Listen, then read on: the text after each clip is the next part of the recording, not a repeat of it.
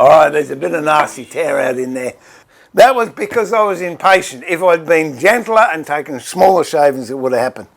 In the meantime, there's the brass strip, which I have to screw onto the edge here. And now I've got to make the wedge to go into the middle. Now with that squared edge, I'll put it up against the 45. So that's going to be our reference fence for when we're doing mitres. Now I'll just put a pencil mark where that opening is, and also where the opening is on the other end. Join those two lines up, and now I've just got to cut that down, and then we might have a little bit of playing around to get it square, but it should fit okay.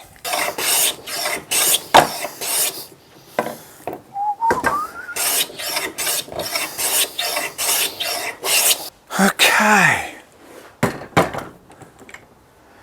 Take another, just real fine ones.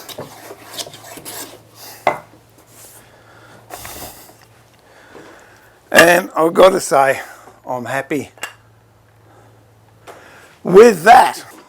We'll slide that in there. Get a mitre gauge.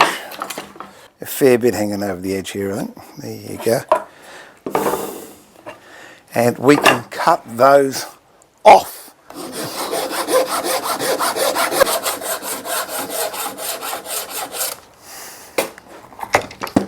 Go nearly all the way through, and you can just actually snap that off. There you go. Same with the other side. So now what I want to do is just take the sharp edges off of this, and I could do it with sandpaper.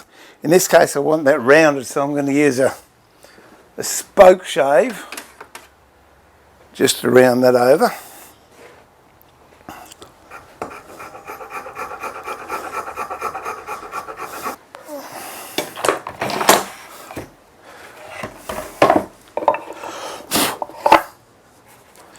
I've got to now plane this bit off, but I'll put this brass strip in first.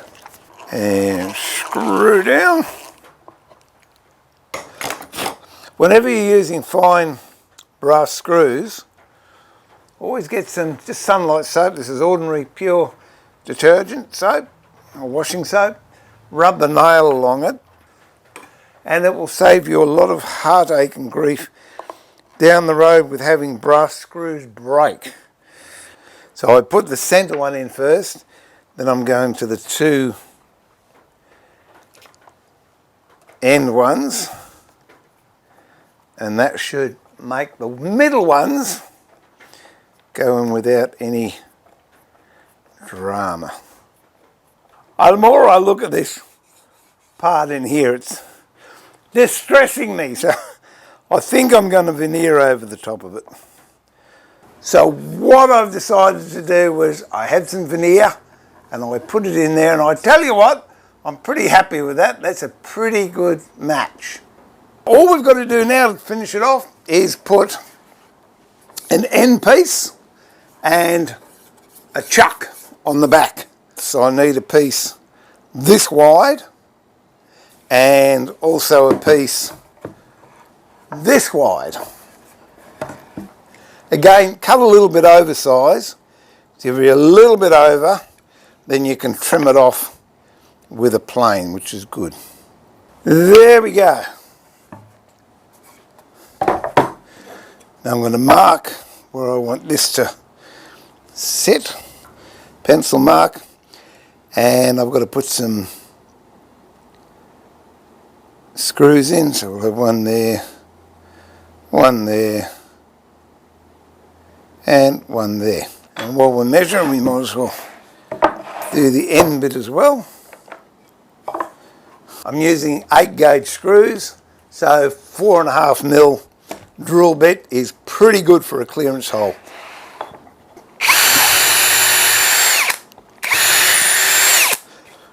And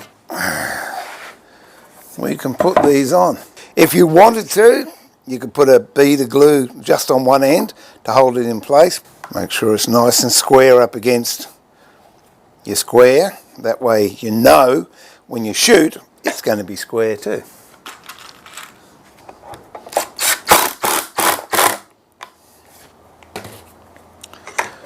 Double check. That's good.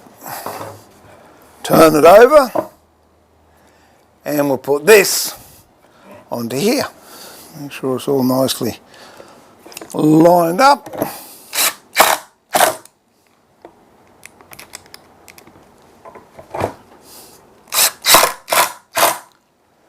Now we'll just get rid of any glue squeeze out that's come through, which we don't really want.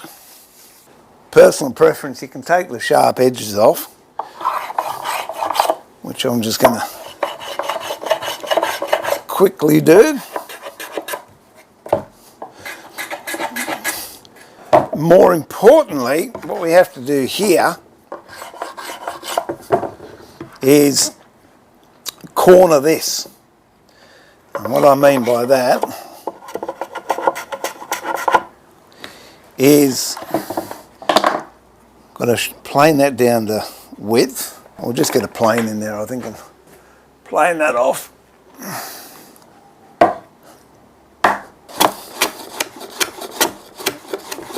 And while doing that, I actually split a bit off here, which is the exact reason we put a round bit on there, which I will show you now. I'll take that all the way down.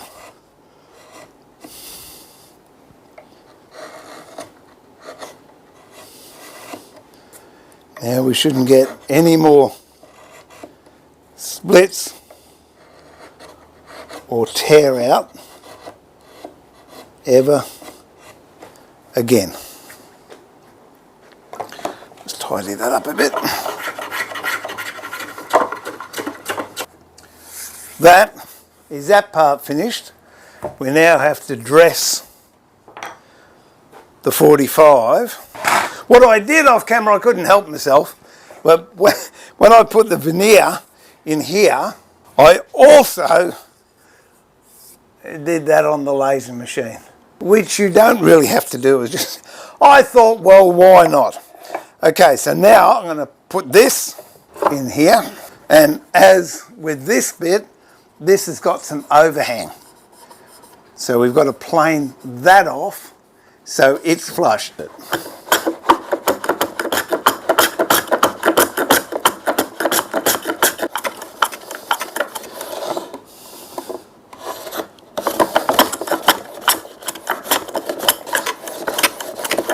Okay, now we've got it.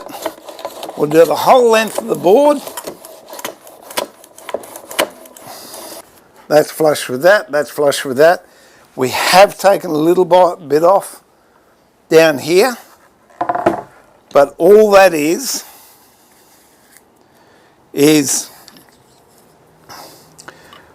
we've planed down to this gap here, which will run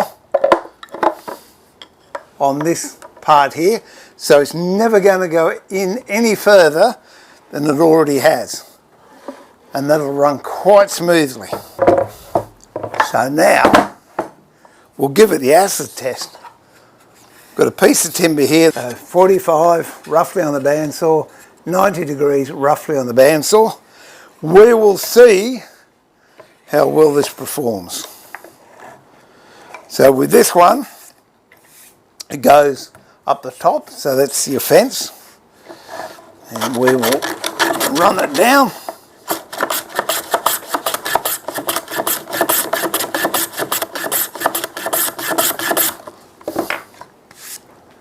Where's the 45?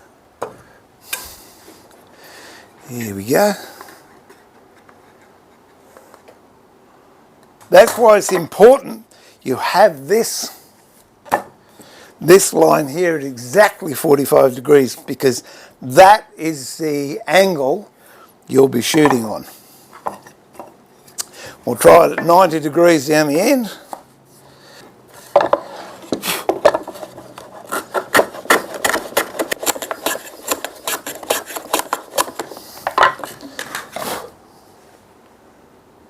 And there we have it, 90 degrees. There you go. I hope you enjoyed that. I hope you have a go at making one. If you want a right-handed one, do exactly the same process, only flip it around.